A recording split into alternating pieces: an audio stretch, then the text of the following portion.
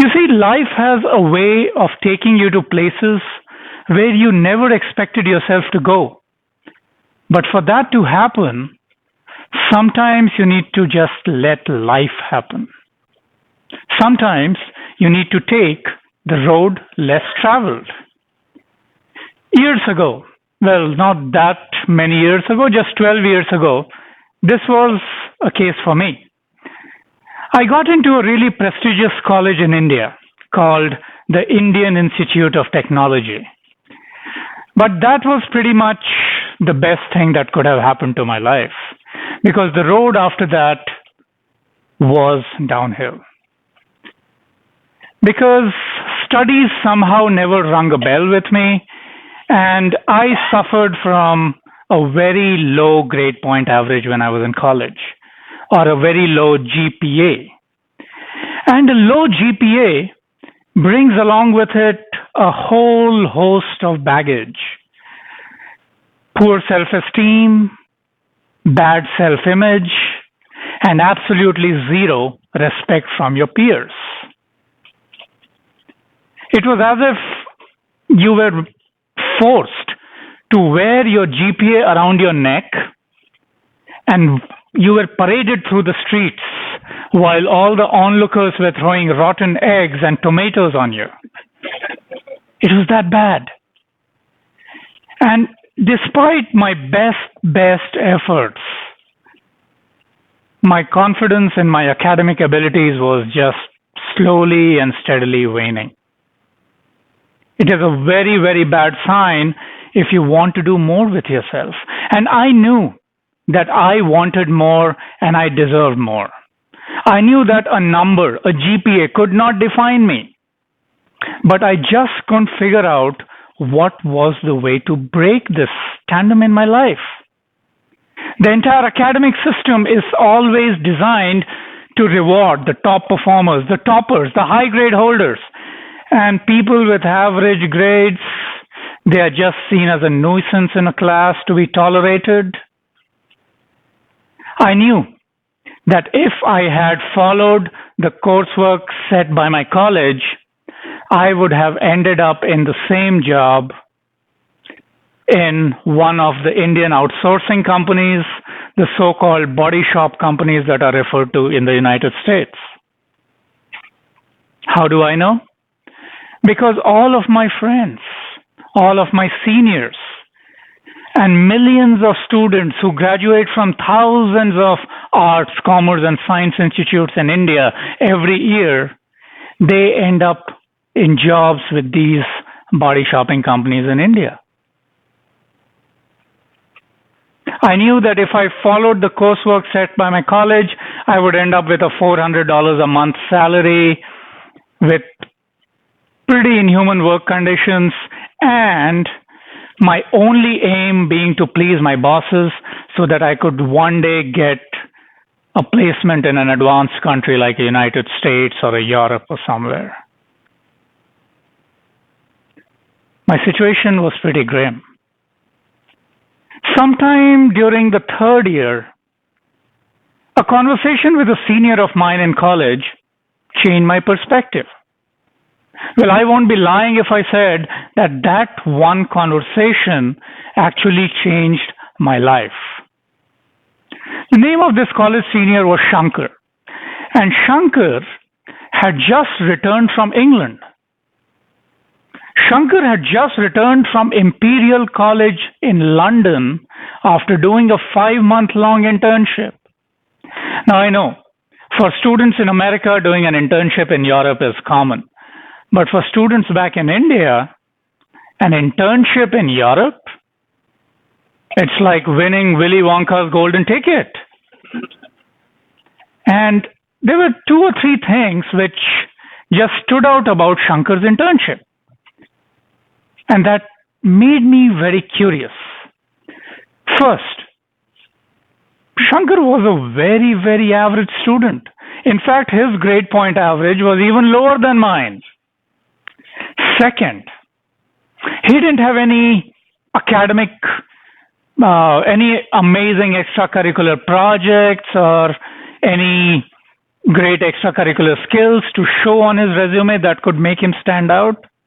And third, he definitely didn't have the good looks to slip in with his charisma or whatever.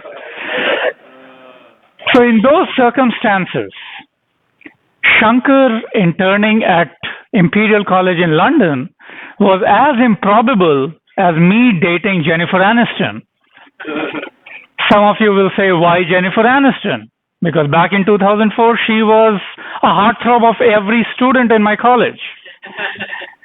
She still hasn't returned my calls, by the way. So these things made me really curious, and I figured out that I need to talk to Shanker and figure out how he did this. It took a really expensive dinner and even more expensive drinks just to get Shanker talking. But those words that night from Shanker are just etched in my memory like words in stone. I just won't be able to forget them. This is what Shanker told me that day.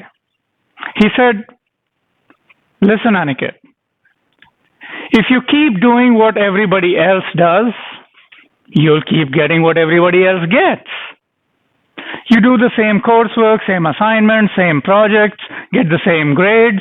You will get pretty much the same job as everybody else gets. You will get on the same hamster wheel as everybody else. And you will get into the same rut as everybody else.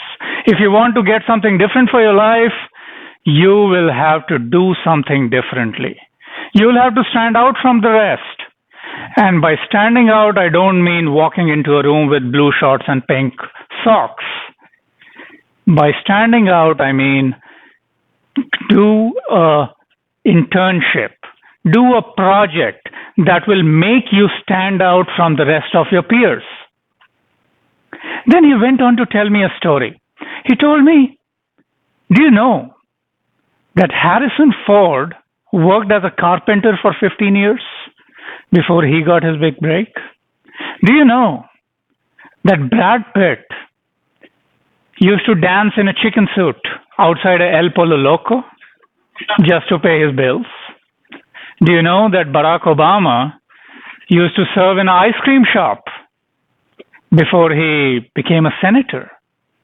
Well, just like every celebrity needs that one big hit, every movie star needs that one big hit, every singer needs that one hit song on the billboard. An internship is that chance for you to get that big break for yourself. He said that the toppers have it all laid out on a red carpet for them. But for people like us, we need to work doubly hard in order to distinguish ourselves. People who know the power of an internship, they generally strike gold and go on great in their careers.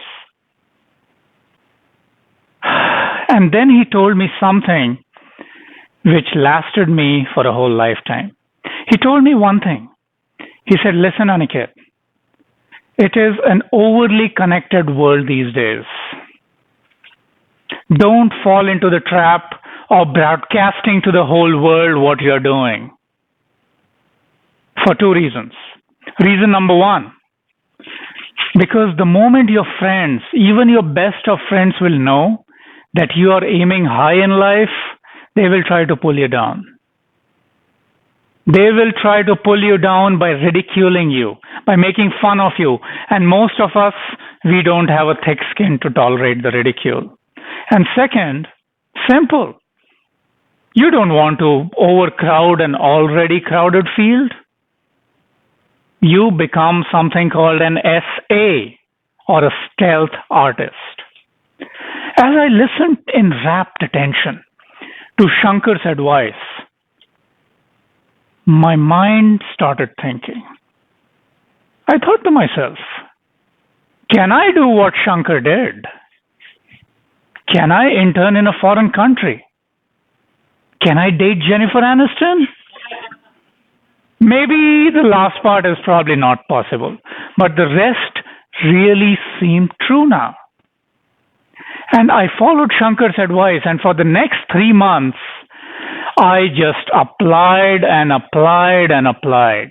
If I could find one email of a professor in a college, one contact of a HR in a company, one application page at Google or Facebook or Microsoft, anywhere, I just submitted my application. That was me. And I did all of this for almost 3 months.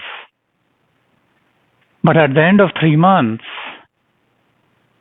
all that I had to show for were ignored emails, no responses, rejections, and partial acceptances. 3 months. I was almost about to give up. I felt like this dictionary salesman who's just knocking on doors, asking people to buy dictionaries for him, and nobody is frankly interested.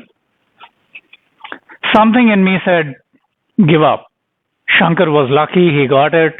You probably won't. But something in me also told me that the golden part at the end of the rainbow is a huge prize worth fighting for. And I just went going, I just kept going.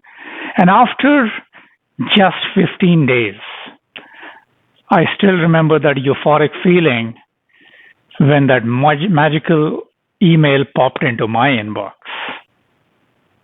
Within a span of a week, I got accepted in not one, but two universities, one in England and one in Switzerland. I got two of Willy Wonka's golden tickets. And just to add to my surprise, both the universities agreed to pay for my airfare, my accommodation, and my living expenses. I traveled to England for my internship, and I still remember the day that I returned. I landed in my home country.